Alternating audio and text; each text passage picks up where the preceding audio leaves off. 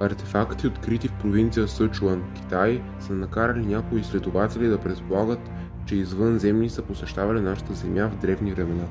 Странните реликвии от Сансикдуй накараха китайските учени да започнат свое разследване за древното присъствие на извънземни.